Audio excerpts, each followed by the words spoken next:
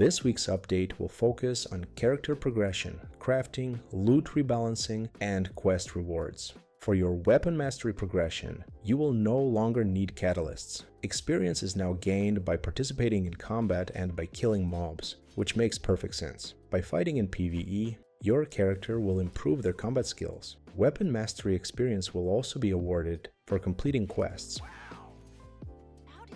Concerning catalysts, they will continue to serve as a crafting resource. They can now be transferred to a different player.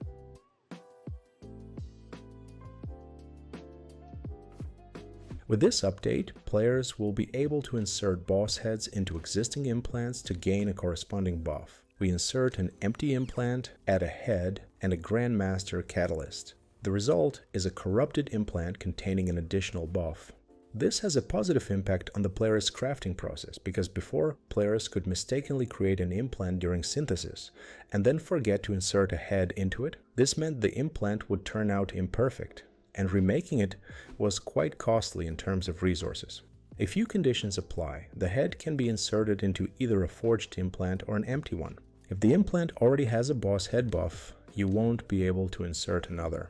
For player convenience, equipment durability has been completely removed from arenas and battlegrounds. A significant amount of work has also been done to rebalance quest rewards. The reward tier now more logically matches the quest chain's tier.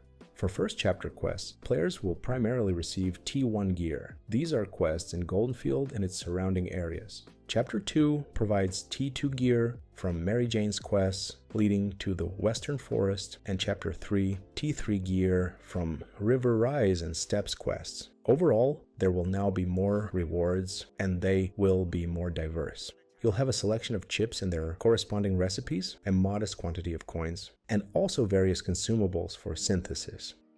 The drop conditions for obtaining upgrade kits have been adjusted.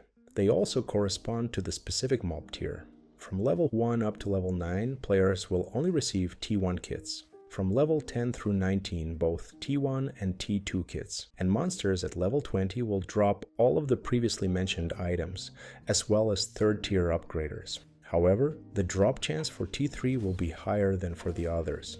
The drop chance for weak mob camps, such as flies, beetles, cunning mobs, and imps, has been significantly reduced. The epic upgrade kit has been completely removed from the loot table of these specific camps. However, the epic kit now has a chance to drop from elite monsters, including golems, hyenas, centipedes, and ghoul and skeleton camps found on the island. By the way, regarding open world golems, you can now gather resources from them using the miner profession. You have an equal chance to obtain either concentrated mana or thermium.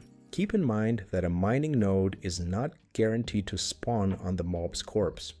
There have been a few adjustments made to both implants and characters. The Invictus plate received a slight nerf, its outgoing damage was reduced, and the same applies to Gadgetron. The buff's overall duration has been significantly shortened, going from 10 seconds down to just 6.